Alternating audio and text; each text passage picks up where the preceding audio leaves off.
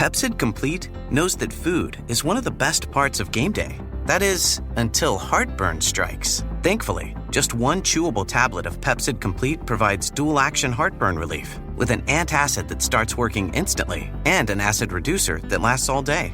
So you can stay focused on that second helping of chili without worrying about heartburn. All day based on 8-hour symptom relief studies during the day. Use product only as directed.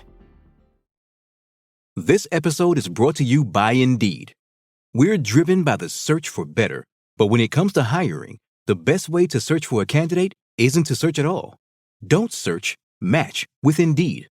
Use Indeed for scheduling, screening, and messaging so you can connect with candidates faster. Listeners of this show will get a $75 sponsored job credit to get your jobs more visibility at Indeed.com/SBO. Terms and conditions apply. The Tudors Dynasty Podcast.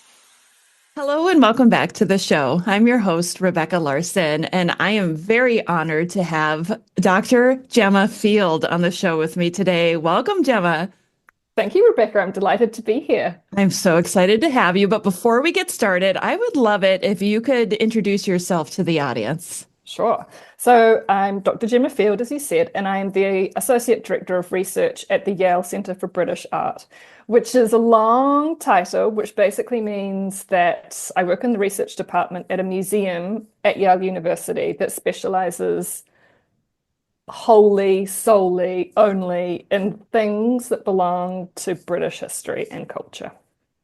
Very cool. You have a cool job. You know that, right? Yeah, I do actually. I'm really lucky. I've been here about 5 years and it's just getting better. So yeah. How do you like the United States?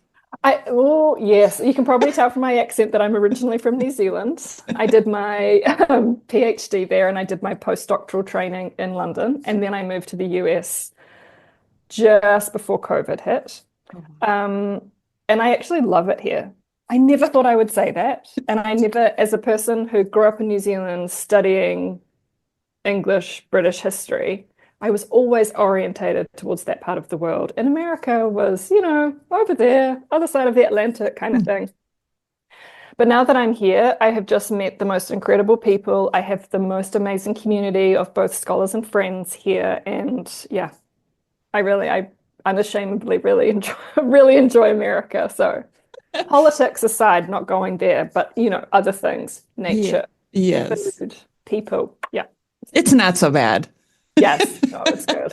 And you have a whole continent to explore. Right. It's pretty amazing. Says she, coming from a tiny island at the bottom of the world. Well, this is the sad thing, though. We live on this gigantic continent, but yes. How many people leave and go venture out because it's so big, I know. You're spoiled, kind of. I used to think when people would tell me that hardly any Americans had passports, I don't know the stats on this, but I used to think, oh, so outrageous, so insular. But now you're here, like, honestly, you catch a flight to, I don't know, we went to like South Carolina last year. It's like a completely different world. It's like you went to a different country. It's amazing. So, yes. Anyway, I digress. I love it. Well, today, we're going to talk about a subject that I'm not very well versed on. We haven't covered it very much on the show. Mm-hmm. We're going to talk about Anna of Denmark because she's kind of your specialty, isn't she? She is. She's been with me for a long time. I'm going to say so I'm pretty good with dates in the early modern period, but in my own life, I'm pretty terrible. So I'm going to say she's been with me for a decade.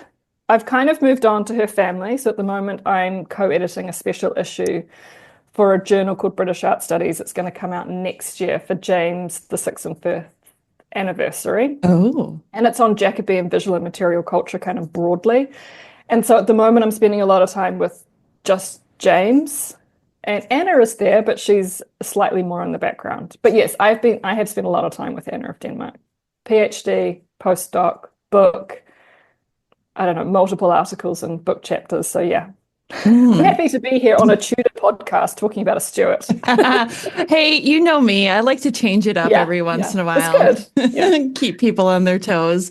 What is it about Anna that drew you to her? Okay, so it's a good question and there's two answers. One is personal, in that as a young PhD person, and I was looking around for my topic, I had the most amazing supervisor who was just she made history fun, accessible, and dynamic, even though it's hundreds of years past. And she works on Henrietta Maria. And so I wasn't going to do Henrietta Maria, obviously, or anything to do with Charles I.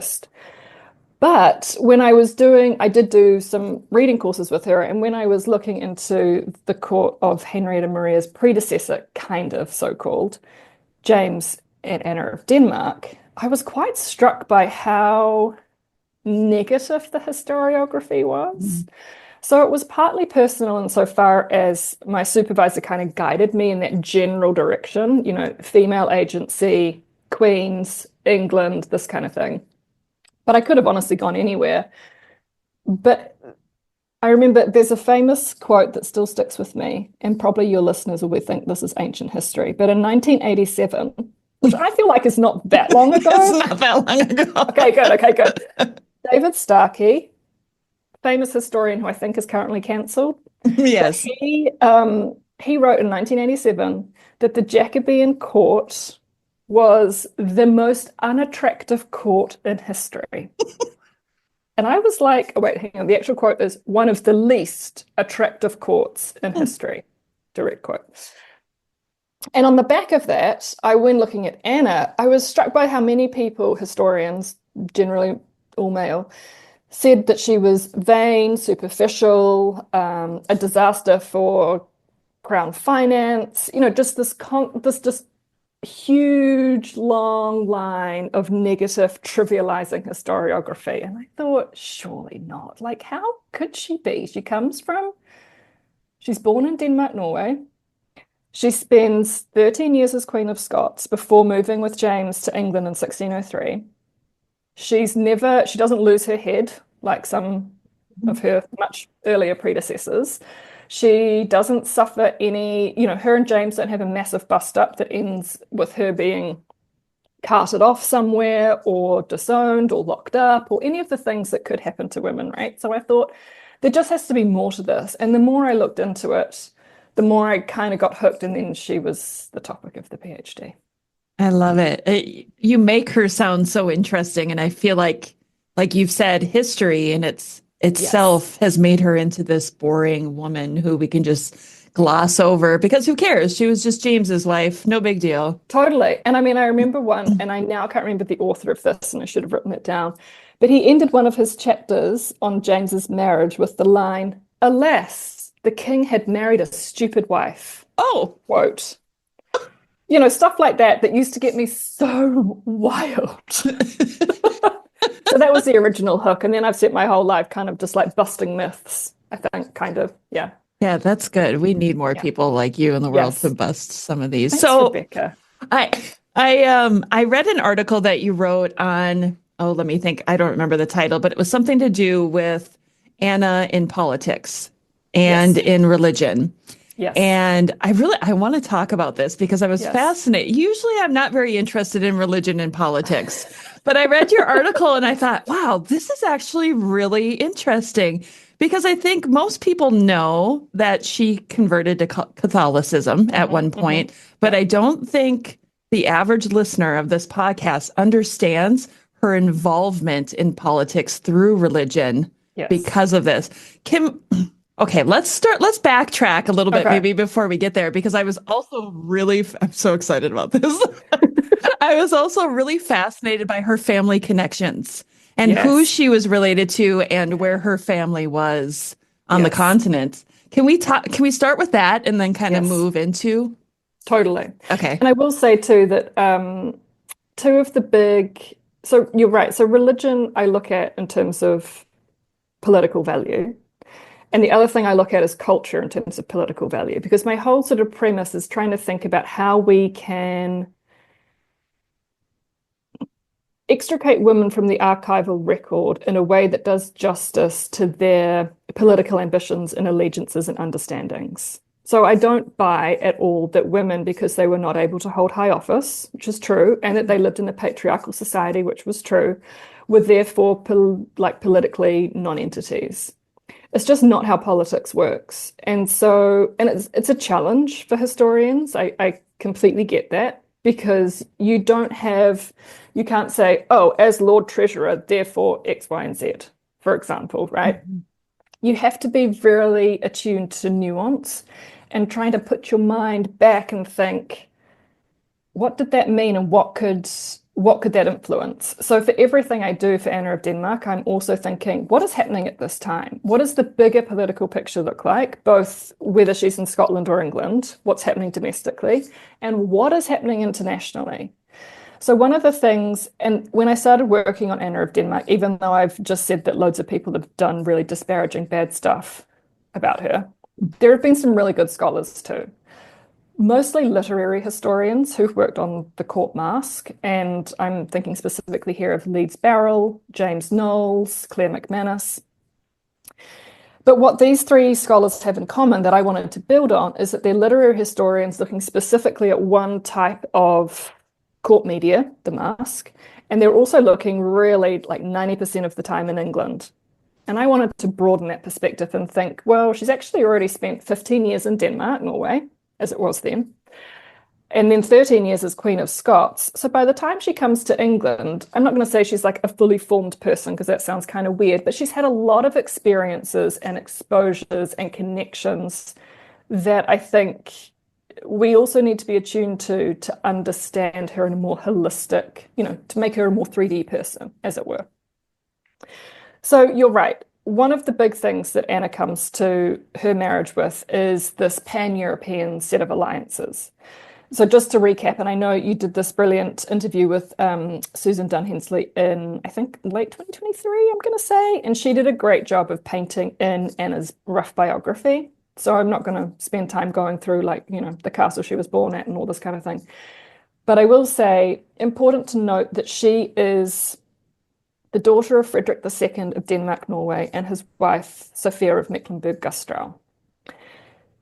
Her brother is then Christian, who becomes Christian IV of Denmark when their father dies in 1588. And he's responsible, really, if you go to Copenhagen today, multiple buildings still standing are the result of that man and his ambitions. And you will see C4 written, well, I say written, etched in stone around the place. So bear that in mind because I'll come back to it. Okay. So Anna they're a family of 7. She's basically through her natal family, she has alliances all through the German lands. And I guess the most important in terms of the international stage is electoral Saxony. And this, along with the Palatinate, is they have the only position where they're allowed to elect the next Holy Roman Emperor. So that's a very important and prestigious position to have. The other thing that's key to remember, which is really different to current geopolitics, Denmark-Norway was unified as a kingdom and was extremely rich. So they controlled the Orest, which is a strait of water that runs between Denmark and Sweden, and it basically connects the Baltic. It's one of the waterways that connects the Baltic to the Atlantic. So ships obviously pass in and out and in and out. And the Danes collected shipping dues. They were massively wealthy. And this is also a strategic waterway that when James comes to broker his marriage with Anna, many of the Scottish merchants are really invested in this because they want shipping concessions. So important to remember that.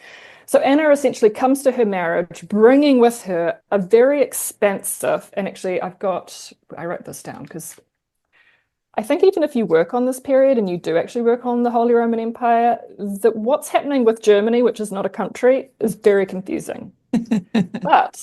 So this is some of her kinship network. Obviously Denmark, Norway, as I mentioned, Brandenburg, Braunschweig-Wolfenbüttel, Dresden, Mecklenburg-Güstrow, Electoral Saxony, which I mentioned, Holstein-Gottorp, Schleswig, and multiple other little principalities throughout Germany. Mm. In totality, what this means for James VI and then the First is that he's like significantly buttressed by Protestant European power. And this is a thread that threads its way throughout her entire life, and I think is absolutely crucial to understanding her political value as a wife and a consort. And we can see this probably one of the most dramatic ways we see this is when she dies in 1619. Her death means that James and Christian IV, her brother, who is now King of Denmark, Norway, they finally decide that actually, now that she's dead, they need to have a formal alliance written down on paper. And so they sign one the following year. And it's the first time since 1603 that there has been a formal alliance between the nations. And they explicitly write to each other. So we have this, we don't have to try and draw this from inference. They name her as being the fact that they've lost this familial link. Now they better have something in writing that's much more formal. So it's a really clear expression of how important she was connecting Scotland and England through to the Protestant powers on the continent. Yeah. I can't even remember the question you asked me now, Rebecca. I'm sorry. I've gone off on a massive tangent. No, I think this is well, I started off kind of wondering about her family connections on the continent, and then they're big and important. Yes. Yeah, there was. And I should say too, I'm going to interrupt you, sorry, just to say that she maintains really strong links with all of her siblings, so there's 7 of them, and her mother. Her father, sadly, of course, dies in 1588, as I mentioned. So letters and gifts are exchanged regularly between them. So they sort of really keep these kinship networks together. And then, interestingly, too, both of her brothers, Ulrich and Christian, make multiple trips to both Scotland and England during her lifetime. So there is a Danish royal presence at the Stuart courts, which I think should not be underestimated or discounted in terms of both cultural influence and political power brokering. Yeah, sorry, now you go. Yeah, that's fascinating. In your article, there was some connection. I want to say it was to Isabella of Austria. Yes. Okay. So now we're getting. So there is basically 3 key themes that not that I always, they're kind of like my compass points in writing everything that I've kind of written about Anna of Denmark. One is about the translation of culture, which I've kind of touched upon a tiny bit. One is about female agency and clientage. And the other one is about the role of kinship networks and genealogical identity for early modern royal women, and how important that is to who they are as people and what they do. So Anna of Denmark always, first and foremost, no matter where she lived in the world, identified as a daughter of Oldenburg. And that's the royal family of Denmark, Norway. So that's who she always is. She's presenting herself as that. Now, and I had to write this down because this is somewhat confusing. So she has Habsburg connections within her wider family circle. Now, this is why I had to write this down. Isabella of Austria, who is the sister of Charles V, the big deal, Holy Roman Emperor man, she married Christian II of Denmark, Norway, which was Anna of Denmark's first cousin, twice removed. Now, are we following that? Yeah, see why I had to write it down. And on the other side, on the maternal side, Anna's great-great-great-grandmother was Elizabeth of Austria, and she died in 1505. So what I'm saying is, this is slightly tenuous, I think could say, in terms of like bloodline links. But we have this amazing quote that I think summarized. Anna had this unbridled sense of pride in her family. And a part of that pride was this idea of her being connected to the House of Habsburg. And we have to remember, of course, I'm sure all your listeners know Habsburg, the most powerful in Europe, right? The most illustrious, etc. And so the Venetian ambassador writes of Anna, and this is a quote, "She is descended on the female side from the House of Austria, in which she takes great pride. She has an intimate friendship with the Infanta Archduchess and calls her sister. And that Archduchess is Isabel Clara Eugenia." Now, when I first read that, I was like, what? Was she descended from the Habsburgs? And it took me a long time, as you can just have listened to, figure out what those connections were. But I guess more importantly, what Anna does is she consistently reminds people that she's descended from the Habsburgs. And she uses her bodily display, which I think is a very important tool for early modern women, as a way to put forward political agendas, to talk about allegiances, she uses that to basically showcase this connection. And she does this very carefully and shrewdly by wearing figurative jewelry. Now, the jewelry that she wears is either fashioned in the form of a cipher, so a letter, or it's a monogram, or it's a miniature, which is, a miniature portrait of someone.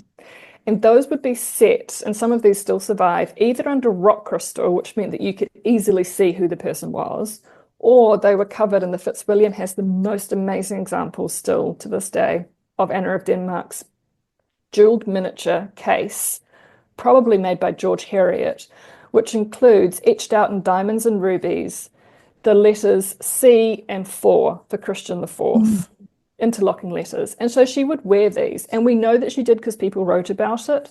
And we also know that she did because her jeweler had to repeatedly mend them. Because during wear, of course, they would get damaged or a link would break and they'd be sent to George Heriot for mending. And what I think is crucial to think about is who is she wearing them, who sees them, and when.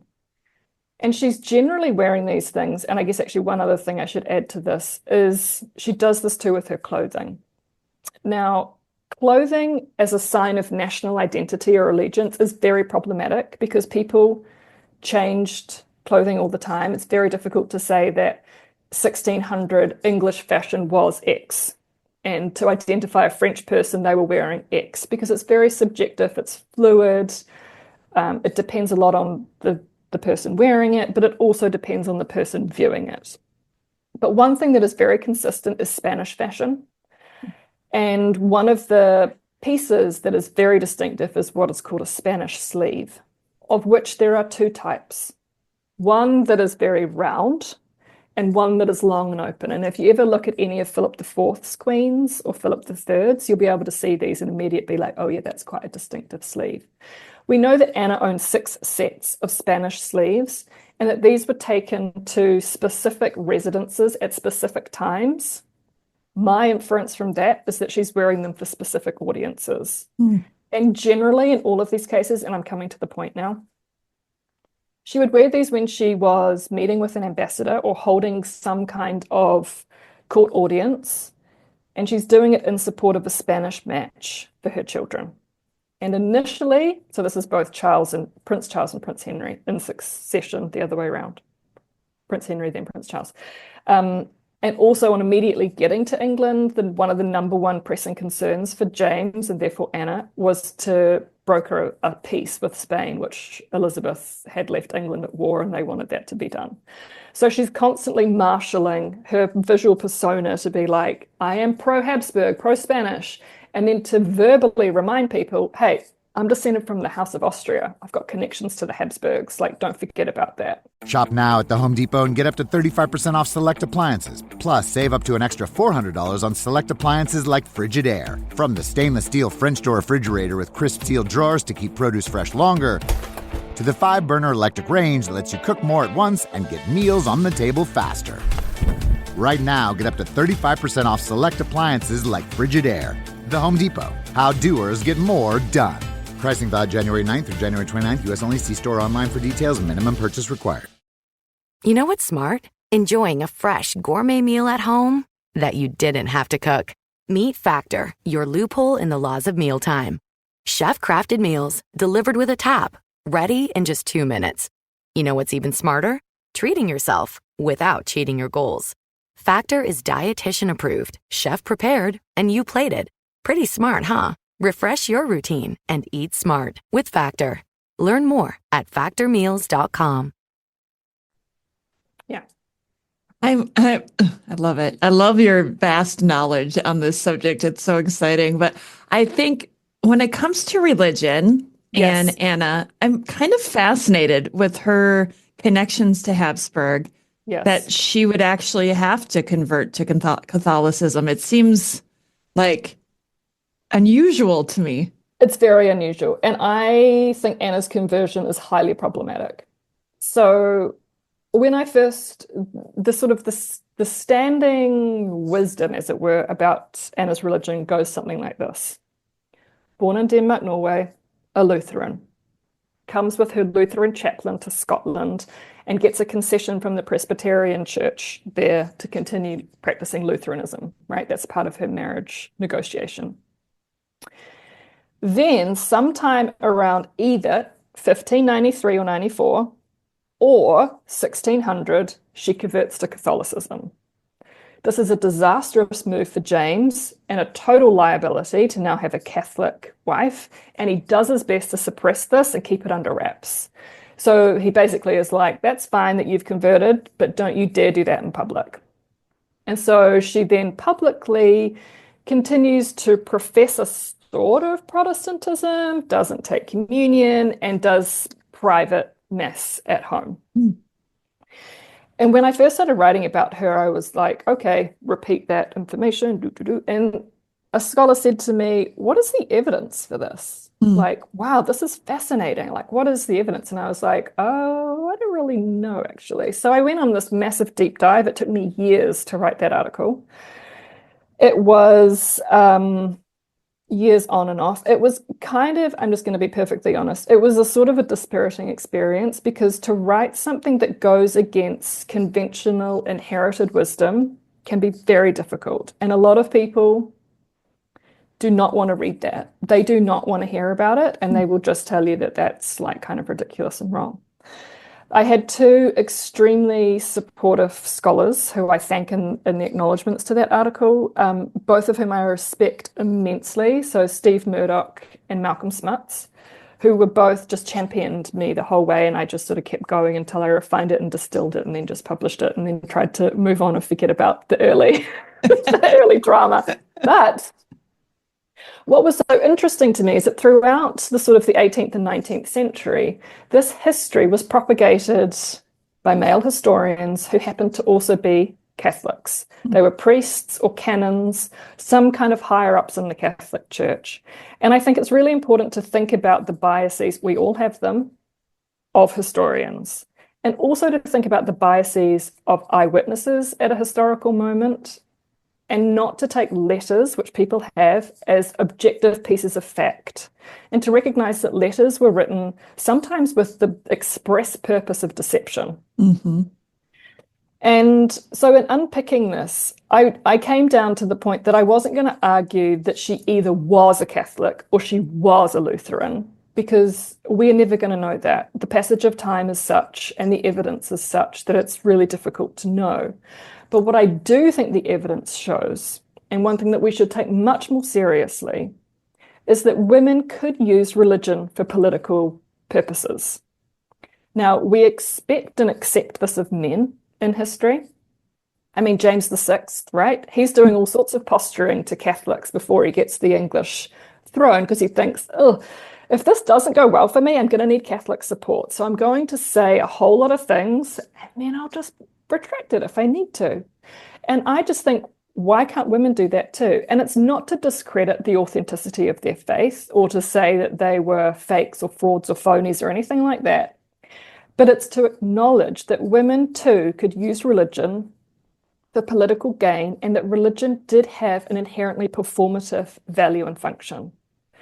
By which I mean, yes, Anna of Denmark could absolutely have conducted private Catholic mass at home and managed to have kept that under wraps and maintained a public Protestant piety for the benefit of monarchy, rather than trying to see it as being like, oh, James told her off and she had to go on home and do it privately. Like, she had her own volition in this. And what I think is really important too is to note that there were benefits to the king. This was not a situation where it was like, oh, you've converted, this is a disaster, oh my God. This is much more, she's a lot more of a canny operator, I think. And it's quite possible, I don't have evidence for this, but it is possible that they worked together. Because what you can see is that Anna's Catholicism was used by James for political benefit. So in the first instance, he manages to use it in Scotland to help balance the Catholic faction and the Scottish Kirk. It's also used quite successfully in his attempt to get the English throne, because he's able to say things to officials like, well, I have this Catholic wife, so like concessions for Catholics, like, well, it's fine kind of thing. Yeah.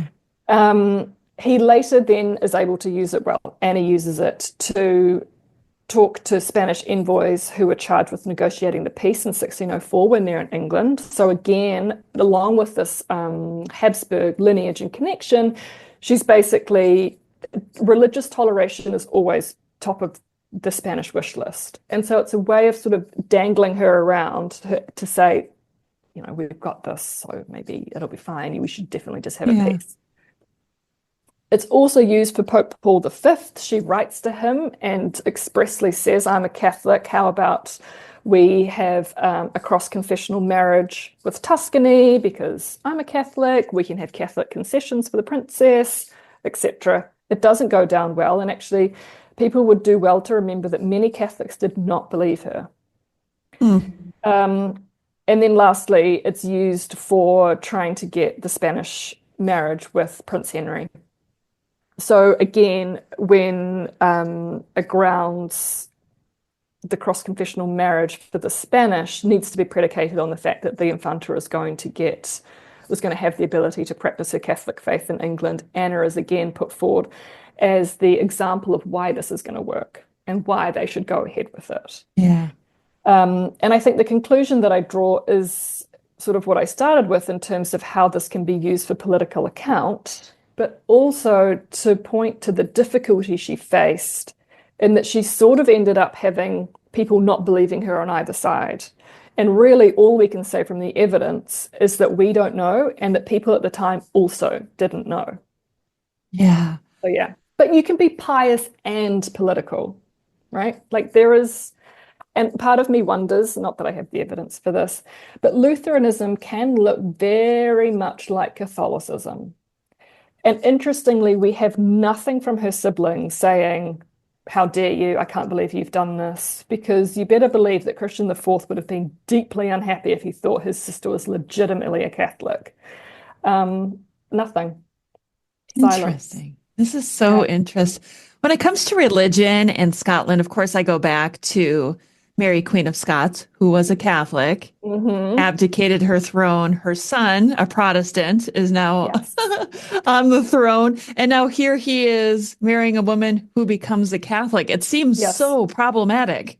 So problematic. And also to remember, well, to add to the problematic complexity of this situation, that one of the things that I mentioned earlier about this pan-European Protestant network, one of the reasons that James is able to become head of the Protestant Union in 1613 is because of Anna of Denmark, right? Like he is connected to all of these German lands, all of these rulers. It really gives him a massive international political boost in terms of prestige. Now, if she was an out-and-out Catholic, it's not going to happen. So it's either, you can, again, the authenticity of the faith, whether she's one way or another, we don't know. But you can absolutely say that whether she was a genuine Catholic or not, she continued to play the Protestant part to the nth degree to ensure political benefit while privately, secretly, trying to play the Catholic card to fellow Catholics. So, and to me, that's politics. Like that woman is politicking. She's not sitting around dancing in frilly dresses, although I will say that's also highly politic.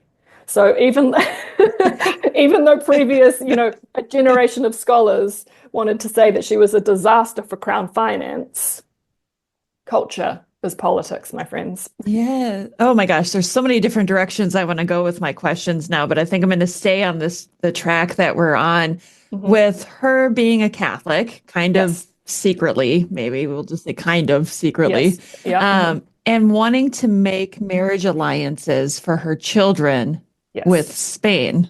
Yes. Always wanted to, desperately. Yeah. So, and I think this is one of the things, and we could talk about James and Anna's marriage more generally, but one of the things that unites the pair is their desire for a Spanish match and their desire for the Spanish peace. So, and you can see the two of them working together to that end. So initially, and so Prince Henry, who's their eldest child, son, who sadly, I'm sure most people know this, unfortunately died early, probably of typhoid, just shy of his 19th birthday, so in 1612. Up until that point, he was considered to be the person that would marry into the Catholic world, preferably Spain. That was always the preference. And then Elizabeth, their daughter, second under Henry, she was going to marry into the Protestant world. And one of the reasons that James was wanting to do this was to balance faction. He had this self-styled, and I put that heavy underline, self-styled persona of Rex Pacificus, the peacemaker, the man who transcended faction and united and united people and countries too. So this was one of his strategies. And you can see that Anna and James both pushed for this for the entirety of Henry's life. And then when he passed away in 1612, that mantle then fell to Charles. And listeners may know or remember this ill-fated trip that Charles takes to Madrid, where he, I think, one shouldn't really laugh because I know they were dead serious. When him and Buckingham jaunt off to France as Tom and John Smith, in disguise, of course, no one knew who they were, Right. To France and then all the way down to Madrid to try and woo the Infanta, because Charles thought, you know what, the best way to do this, I'll do what my dad did, and I'm just going to go and get that bride. That didn't work out. And he ends up obviously marrying Henrietta Maria, again, though, a Catholic, which causes, no end of problems. But this idea, it has long-lasting legacy and effects of wanting to marry a Catholic and have this cross-confessional marriage. Because, in domestic terms, it's highly problematic. And whether it ends up bringing the kind of stability and power that James envisions, I would say, is questionable. Obviously, he doesn't live to see that day, and perhaps if he'd been king and the marriage was to the Prince of Wales underneath him, things might have been different. But of course, I mean, as we know, Charles ends up in terrible times. Yes. The only king to lose his head by his people. Yeah. So yeah. Wow. The story, it just becomes more and more fascinating the more I listen to you talk about it. And you keep talking about Anna's dress and how she presented herself. And Yes. I definitely want to talk about that more too, because I think that's fascinating. It's like almost a walking billboard, isn't it? Yes. And I mean, and you think too, it's not even that crazy because we do it to some extent still, right? Like we all actively choose to wear things that we feel represent. You wouldn't say represent us now. You would say something like makes me feel comfortable, or makes me feel cool, or makes me think I really look good in this, or whatever it might be. It's really flattering or something. All of those value judgments are aligning with who you are as a person. Right? Because what makes you think you look cool and feel comfortable, if you gave that to me to put on, I might be like, no, that doesn't. I feel terrible and awkward in this, or whatever, right? And so in the early modern period, I feel that clothing is, and concomitant with that is accessories like jewelry. Clothing is a really important arena for women because they did, by and large, have some agency over their dressed body. Whether it was in terms of particular styles, the number of gentlewomen that were able to dress them, who their tailors were, where their tailors originated from, and therefore the styles and traditions that they were familiar with. Notable side note here is that Anna of Denmark's wardrobe was heavily staffed by Danish artificers from Scotland right through England, as well as locals too. But one can imagine that this is because they are familiar with both her approach to dressing, but also potentially styles and traditions that she wanted to bring with her.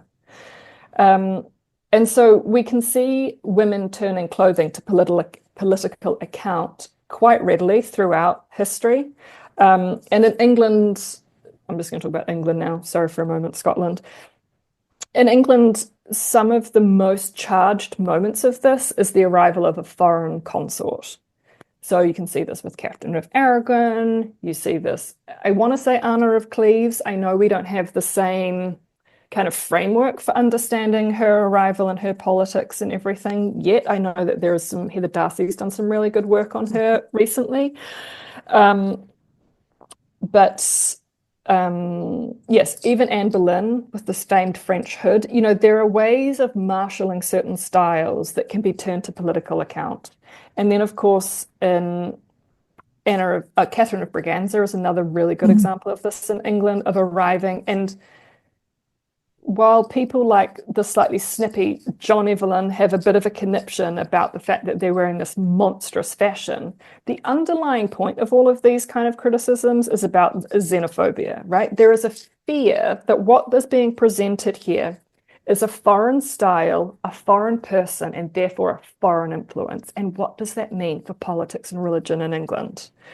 Anna of Denmark, I would say, is sort of interesting in that, unlike Catherine of Aragon and Catherine of Braganza, her arrival in England does not elicit the same kind of, it's not horror, that's a bit extreme, but people were concerned. You can read concern into their scathing remarks about how the women looked.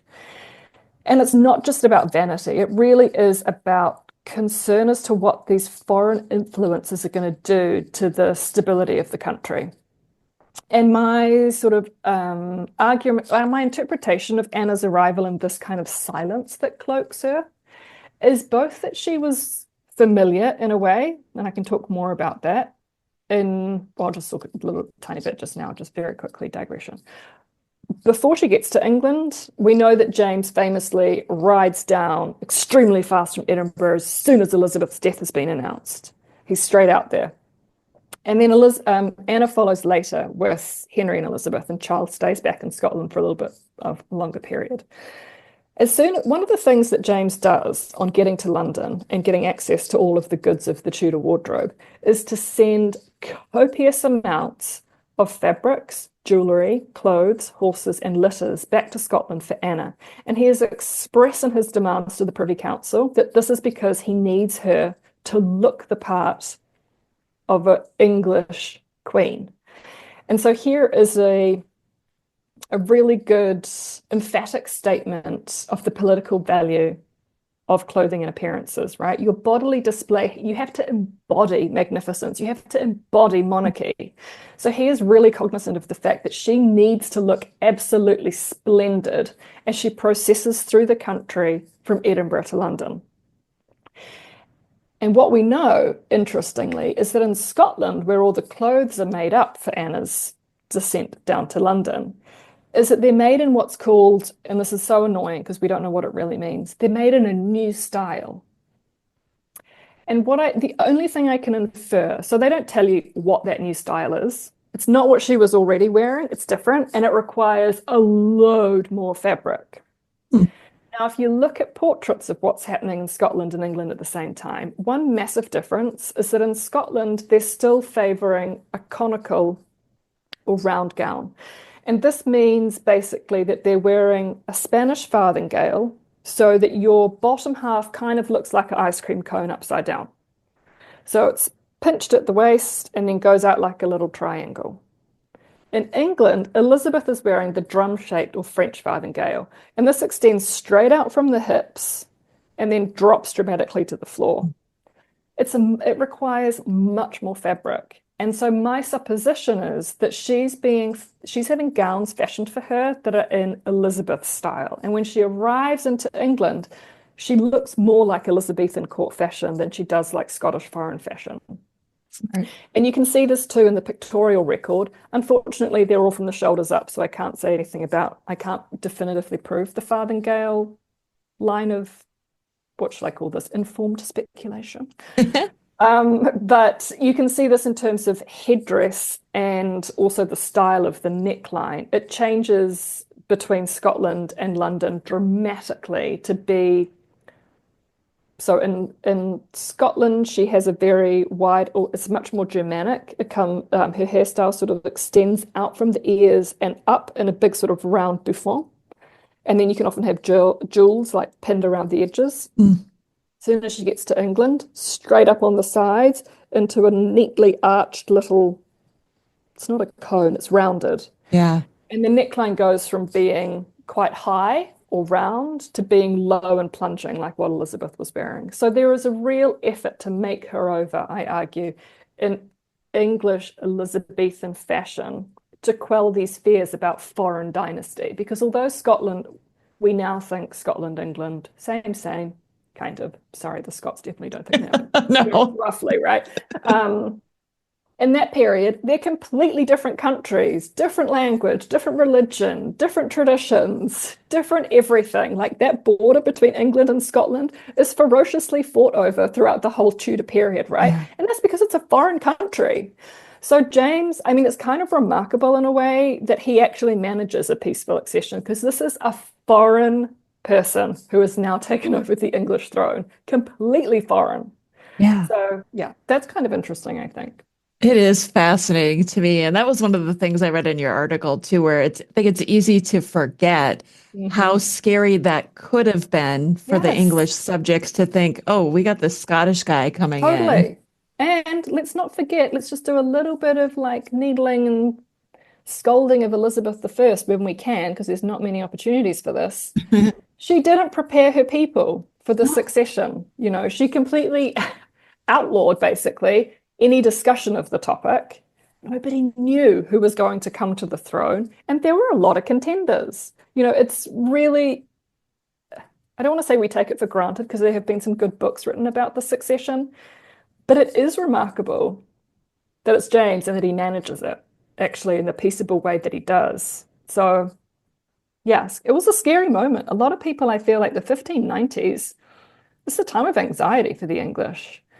And it's not a good time in general, right? Like drought, famine, things are not going well. Right. Definitely not going No, well. not going well. Well, I love that we've talked about Anna's dress, and I'd like to stay on that topic a little bit here and talk about, okay, so she's now kind of converted to English attire to fit in. Is she using that attire to secretly tell people that she's Catholic? Oh, it's such a good question. And the honest answer is we don't know.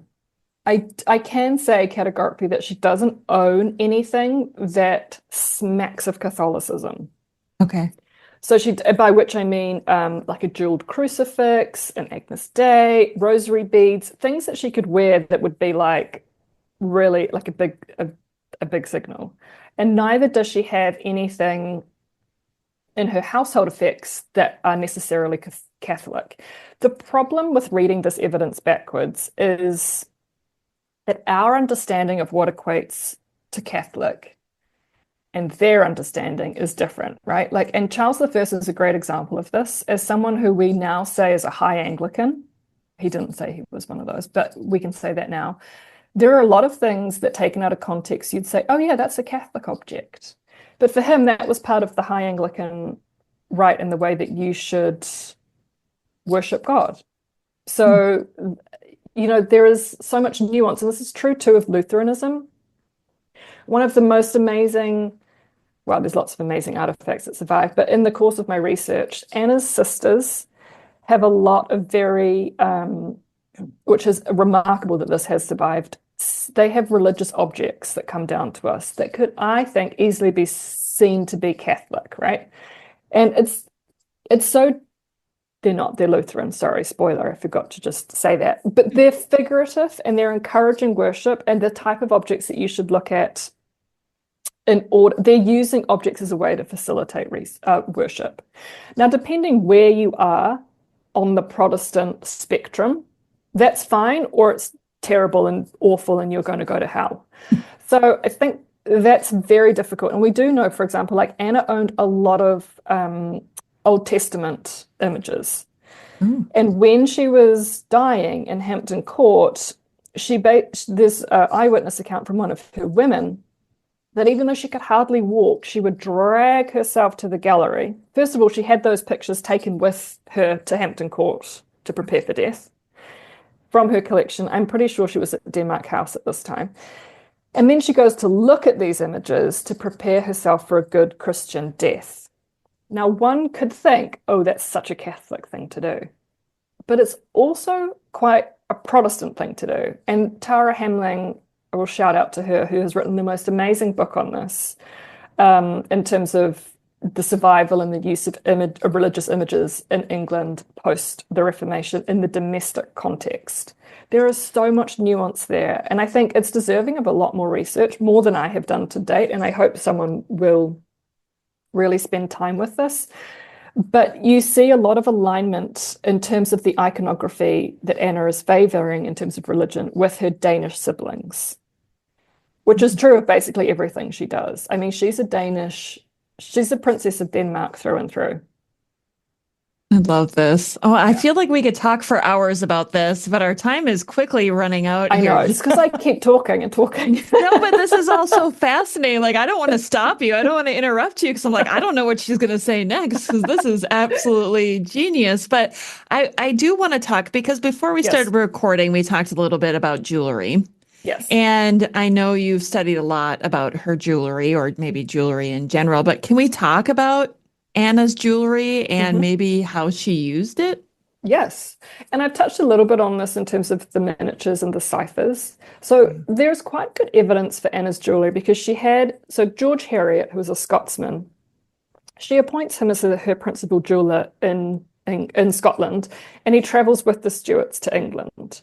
Now, like many a court appointment, this did not mean that he exclusively worked for Anna, because he also works for James, and he also can be seen periodically working for the royal children too. But he works a lot for Anna, and his accounts survive in the National Archives at Kew, and they are extensive. And I wish in preparation for this I had written down how many thousands of pounds she spent with him, because it is eye-watering. Thousands. Like, thousands. People need to understand that's a lot of money. A lot of money. And I'm talking like tens of thousands in total over the period. Yes. And you can see why, an earlier generation of scholars was like, this woman is disastrous for Crown finance. She also spent heavily, she was always in debt. But, and her wardrobe was impeccable. Nice. And constantly being updated. Love it. Amazing stuff. So her jewelry. So her accounts with Heriot survive and are an amazing resource. And Diana Scarisbrick, who sadly passed away recently, she published a very influential article, maybe in the 80s, I'm going to say now, on Anna's jewelry, which I have used in my research in conjunction with archival material that survives at Kew, as I say, and also at the National Archives in Edinburgh. And what you can see, first and foremost, is that she spent a lot of money on jewelry. But second of all, that she uses it quite strategically. And she uses it as gifts. So it's a way of cementing bonds of friendship and also familial links back to Denmark, Norway. Her preference, or a marked preference, I would say, and the thing that I really took and ran with in the book chapter that I wrote about this, is her use of cipher jewelry, because she uses this to an unprecedented degree in terms of people coming before her in England. Now, we know that Anne Boleyn, Henry VIII, Catherine of Aragon, these women and men had cipher jewels as part of their jewelry. And so a cipher jewel is just any letter that's made out of jewels. Right? So we have the Great Harry that comes down from Henry VIII. There are a number of jewels that have specific names and are passed down from generation to generation, and in themselves have a sort of a greater value because of that connection to history. This has just reminded me of a point that can lead us from jewelry back to the Habsburgs. In one of her masks, Anna of Denmark uses a necklace with the letters P and M, Philip and Mary. Oh, right. Was given to Mary Tudor as a gift. I can't remember now if it was actually from Philip or if it was from Charles. Either way, it signified their union, right? And she wore this at a masque along with a coordinated outfit of red along with the Spanish ambassador. Yes. Oh my gosh. I'm so glad you brought this up. Yeah. If someone at that masque, like no one could have mistaken the fact that this woman is a walking advertisement for like pro-Spain. I mean, amazing work. But she does this kind of thing with other jewels too. So we mentioned the miniature of Isabel Clara Eugenia. who's alive at the same time, right? So people know who this person is. She also has miniatures of Christian IV. And these, as I say, are recognized, even though miniatures typically are they have this fun little dance between concealment and revealment. And you can use these, and Elizabeth I was famous for doing this. You can keep them secret and close, and they can be tokens of love and remembrance, but you can also reveal them to people and be like, haha, this is my, whatever it might be, paramour, or in Anna's case, my brother, or my famous Spanish relative. Yeah. And the way that she reveals that on her person is by having them either set under rock crystal. So those are the ones of where the rock crystal is set over the miniature as a protector, but of course you can see through it. Or they are set within these extremely elaborate bejeweled cases, and those in and of themselves have letters etched out in, diamonds, rubies, whatever it might be, pearls, etc. And then the other thing that she has is that Harriet makes for her just cipher jewels that stand alone. So this would be a jewel that is either like the C4 is very common, Christian IV. She also has a number of S's, S for Sophia Mecklenburg-Güstrow, her mother. And what is a further layer of significance is that these are then translated into her pictorial record. If you look at any portrait of Anna of Denmark post 1603 when she's in England, she'll have one of those markers on her almost without exception. And what I think is significant about that is that she's constantly branding her body in terms of her allegiances and natal identity. So the point is to always remind onlookers, whether they're looking at a portrait of her that's being disseminated through print, or they're catching a glimpse of her at a court audience or a masque, she's wearing something that is figurative, that adds a layer of identity for the onlooker to then decipher or to be reminded of, right? So if it's the Spanish, for example, the C4 and the S, that works to remind them that this is actually a really powerful, England is not an insignificant island. This is a powerful kingdom and dynasty that is connected through the very body of Anna of Denmark standing in front of you to a huge pan-European Protestant network on the continent, and someone that you should want to be an ally with. Otherwise, you're going to have a formidable foe on your doorstep.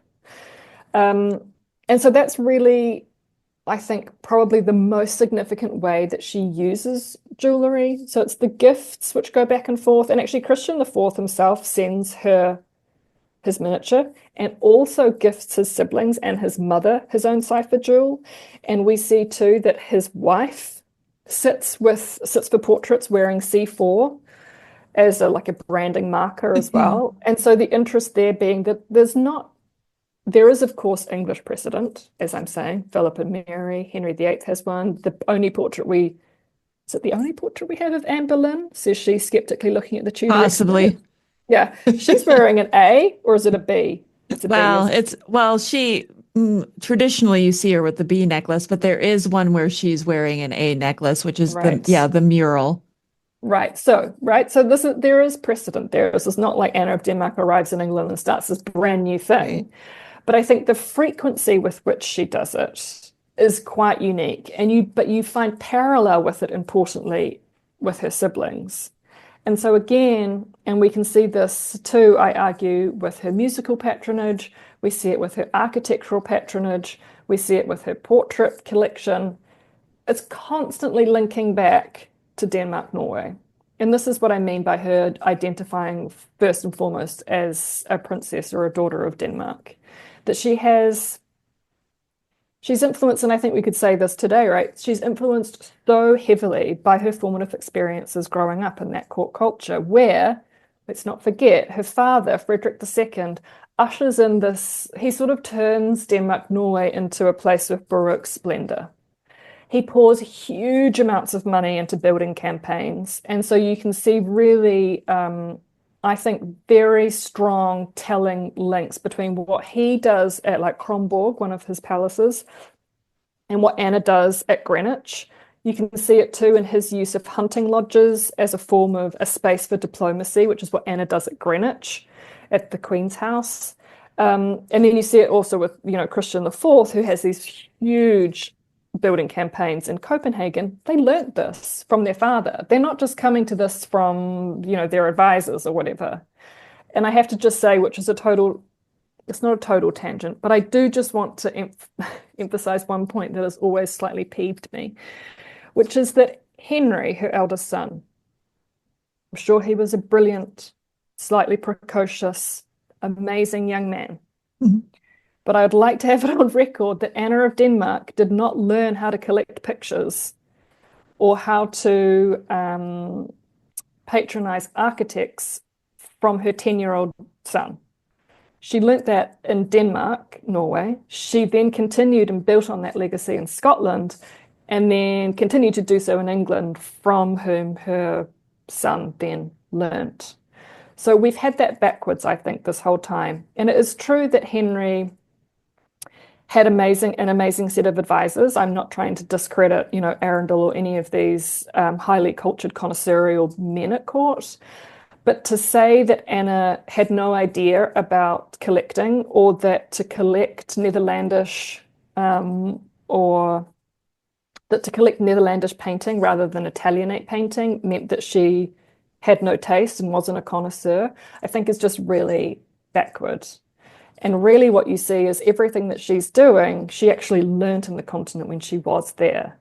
And I could go on, but I think it's a really important corrector for us to think about logically what those court spaces looked like, where those people came from, who they knew, and where their interests may have come from.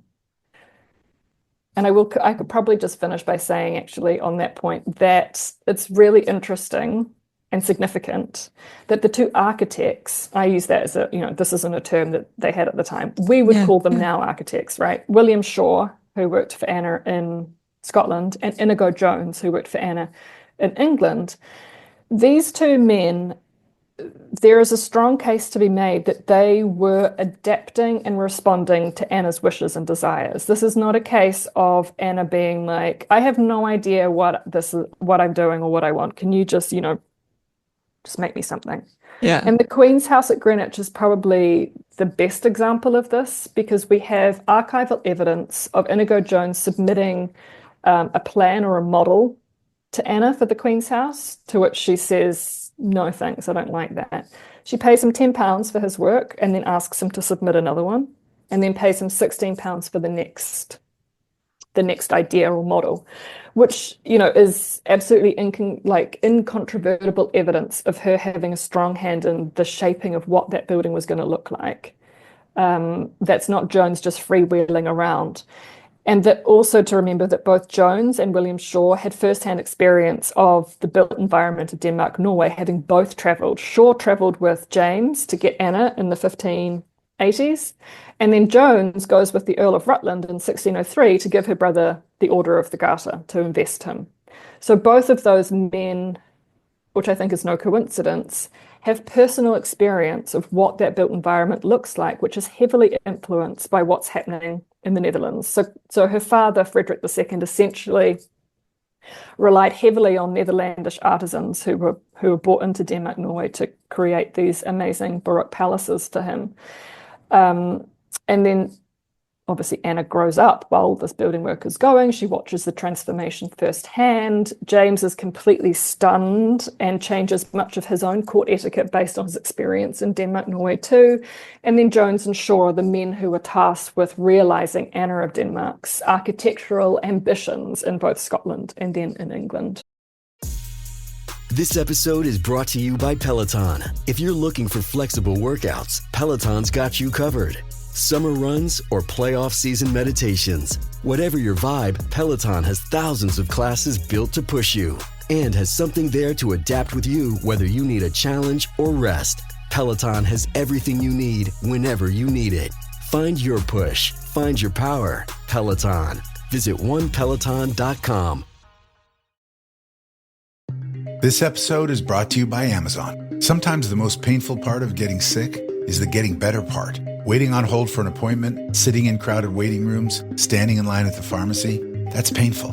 Amazon One Medical and Amazon Pharmacy remove those painful parts of getting better with things like 24/7 virtual visits and prescriptions delivered to your door. Thanks to Amazon Pharmacy and Amazon One Medical, healthcare just got less painful.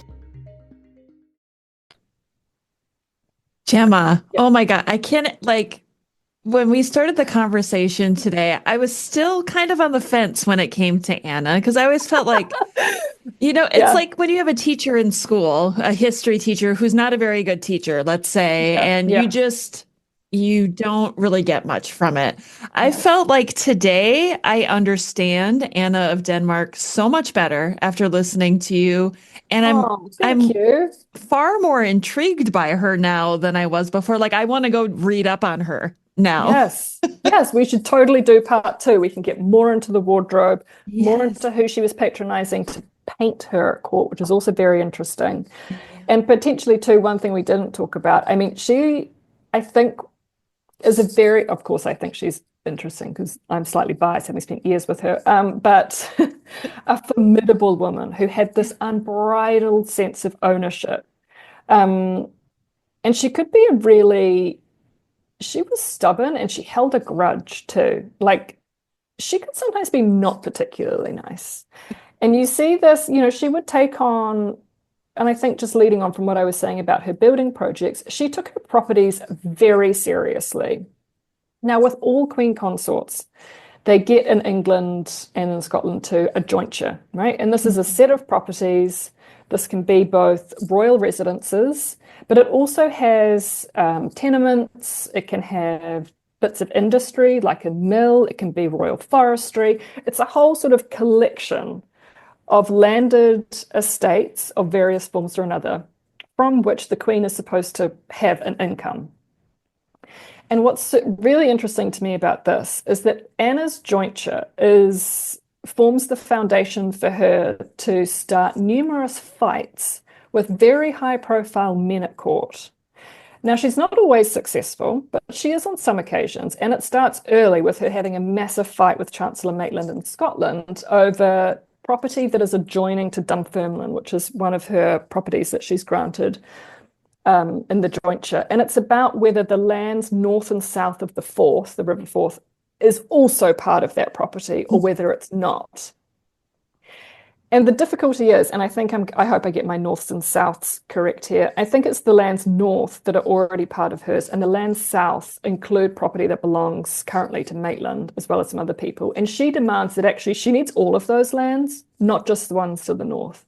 Her property of Dunfermline needs to encompass the entire amount. I love goes this. into battle with this man about it. He essentially gets cast out of court. I mean, it's a proper feud, and eventually he concedes, and then they have like a so-called reconciliation.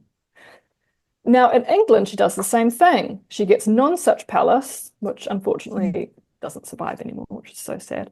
And Baron Lumley has to forfeit, or doesn't have to, chooses to forfeit some of the lands to her that adjoin that, so she gets that as well. And then her biggest kind of fight is that she gets Greenwich late in life. So I think it's added to her jointure in 1613. And the Earl of Northumberland currently has rights to herbage and pannage in Greenwich, and he owns land in the park there. And Anna decides actually she also needs that park joined to her house. It's not just a matter of, she doesn't consider, and this is true actually of the conception of property in the period, it's not just the house, it's the bits of land that are annexed to it, right? And they feel that her sense of ownership and entitlement she needs the whole lot.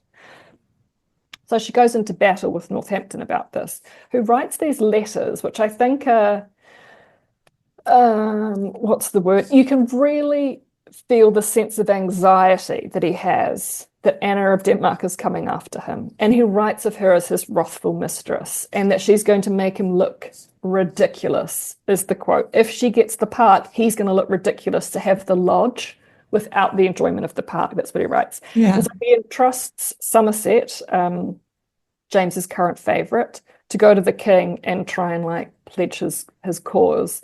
And in this instance, she is not successful, and James re-grants Northampton rights to herbage and pannage. But I think the overall picture, this is a person who is not afraid to go head to head with some political heavyweights to get what she thinks she deserves and are hers. And so she's I mean, this is true of all early modern people, right? She's a complicated, sometimes equivocating, ambiguous, sometimes difficult person to get a handle on. But for that, she's also much more interesting, I think, than she's traditionally been given credit. Yeah. You know, one of the things that hasn't changed throughout history is the human condition. Yes, totally. I mean, we're the same, aren't we? Yes, we are. And sometimes through these things, you get glimpses. There are definitely cases where you think, I don't understand what that is, right? But there are also times when you're like, oh yeah, I can understand that. I can understand wanting, her relationship with her children or her favorites, or, there are a lot of moments where you think, yeah, I get that. Yes.